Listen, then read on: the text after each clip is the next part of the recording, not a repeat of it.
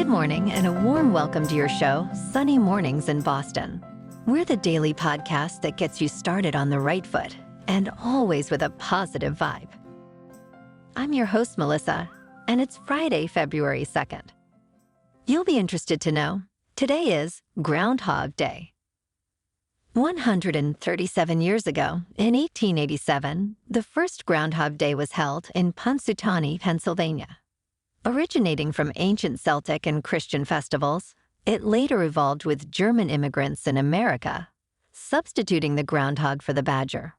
The famed Punxsutawney Phil in Pennsylvania has become a major media event, although his predictions show less than 40% accuracy. That's about the same rate of flying safely in a Boeing 737 MAX. It's funny, but not funny. Now let's check out the weather in the Boston area. This morning it's mostly cloudy and feels like 31 degrees with 4-mile-per-hour wind.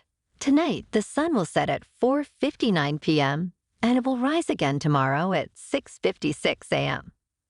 It looks like we're in for a mostly cloudy day with a high near 42 and west wind 5 to 9 miles per hour.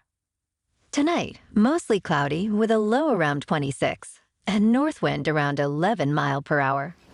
The first low tide Thursday will be at 10:30 a.m. with a high tide around 4:30 p.m. The nearshore buoy at Cape Cod Bay reads 40 degrees for the water temperature. Looking ahead in the weather, we'll see sunny skies on Saturday with a high near 36 degrees and a north wind around 11 miles per hour. The night will be mostly clear with a low around 25. This pattern of sunny days and mostly clear nights continues through Monday, with highs in the mid-30s and lows around 25 degrees.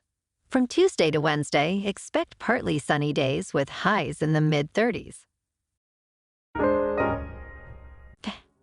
Bonjour, food enthusiasts. This podcast is brought to you by Versailles Cafe and Pastries in Encinitas.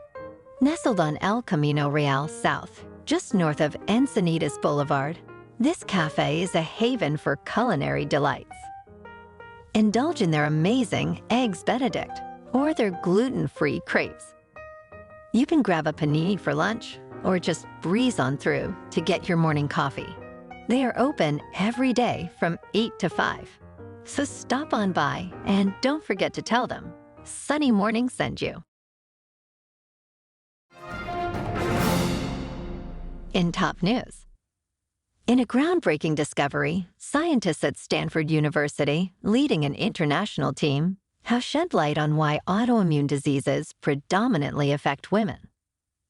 These diseases, which include lupus and rheumatoid arthritis, impact around 80% of women among their sufferers. The key lies in a molecule called ZIST, unique to women, which plays a crucial role in inactivating one of the two X chromosomes in females. This process, while essential, seems to inadvertently generate molecular complexes linked to autoimmune diseases. This finding, detailed in the journal called Cell, could pave the way for earlier detection and more effective treatments of these conditions. Although it doesn't fully explain the occurrence of autoimmune diseases in men, it's a significant step in understanding these complex ailments. Now, let's talk technology. Meta's Reality Labs, responsible for virtual and augmented reality technology, recorded a substantial operating loss of $4.65 billion in the fourth quarter. Despite generating over $1 billion in sales, this marks the unit's largest quarterly loss, contributing to a total loss of over $42 billion since 2020. This heavy investment in the metaverse faces new competition as Apple launches its Vision Pro headset. Meanwhile, the VR and AR market experienced a 40% decline in sales in 2023. Meta's push into the metaverse, with products like the Quest 3 VR headset, is part of a broader strategy to pioneer what Mark Zuckerberg calls the next frontier after the mobile internet.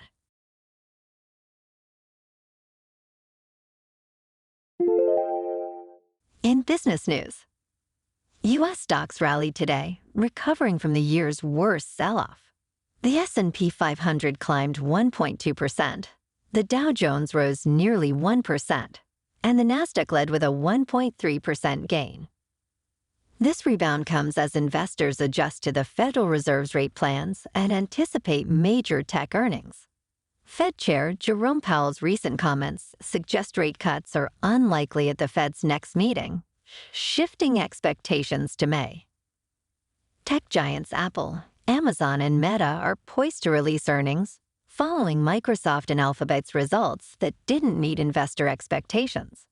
Additionally, the job market state will be revealed in the upcoming non-farm payrolls report, adding another dimension to this week's financial narrative. In crypto, Bitcoin is up around 43,000, Ethereum is at 2,200, and Dogecoin is about 8 cents.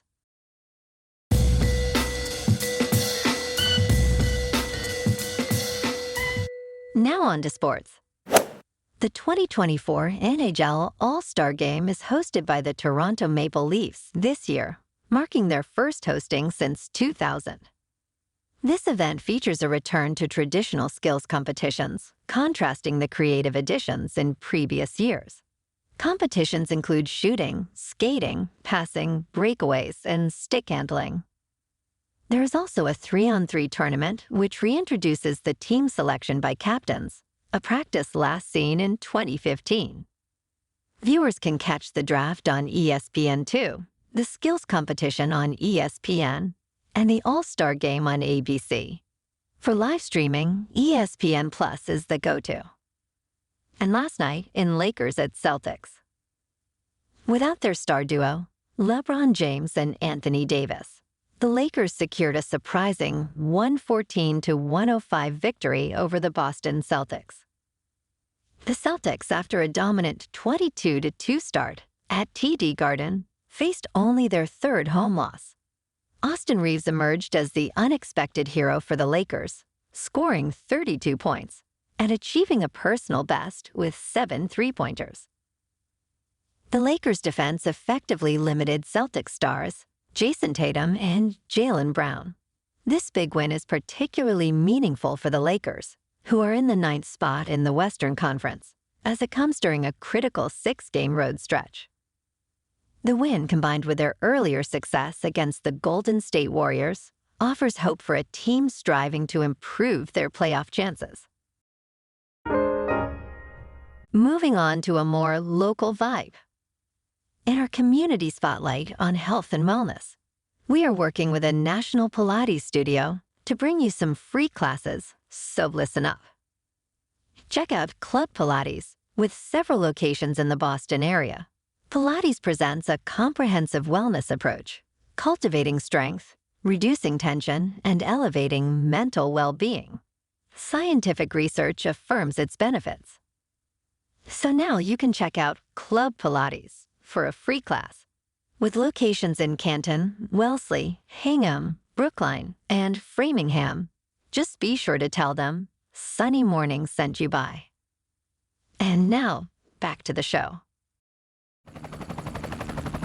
In local news, John Henry, the billionaire owner of Fenway Sports Group, has expanded his sports empire. His consortium, Strategic Sports Group, inked a $3 billion partnership with the PGA Tour. This deal grants them a minority share in PGA Tour Enterprises, offering almost 200 pro golfers, equity worth over $1.5 billion. The PGA Tour, known for its rivalry with LIV Golf, has moved towards collaboration, ending pending litigation. Henry's net worth is estimated at $5.1 billion, and his portfolio includes the Boston Red Sox, Liverpool Football Club, the Pittsburgh Penguins, and more. Maybe it's about time to find some new owners for the Sox. There isn't a single sports fan in Boston who likes John Henry, and frankly, it's just time for him to go. I'm sure Pittsburgh will welcome him with open arms. And in entertainment news, Disney is set to enforce a ban on password sharing for its streaming services. Disney Plus, Hulu, and ESPN+. This move, announced in an email to Hulu subscribers, will start on March 14th. Violations could lead to account limitations or termination. This follows Netflix's successful crackdown on password sharing, which significantly increased its subscriber count. Disney CEO Bob Iger had previously indicated tackling password sharing as a 2024 priority. Further details are expected in Disney's fiscal first quarter earnings call on February 7th. Sorry for the lame news. Well, alrighty folks, it's time for the quote of the day. And today, our quote comes from Mark Twain. "Forgiveness is the fragrance that the violet sheds on the heel which has crushed it." Deep. And that's a wrap for this week. We did it. Keep an eye out tomorrow for a bonus episode. Have an amazing weekend, my good friends. We'll be back soon with another Sunny Mornings podcast. Thanks for tuning in.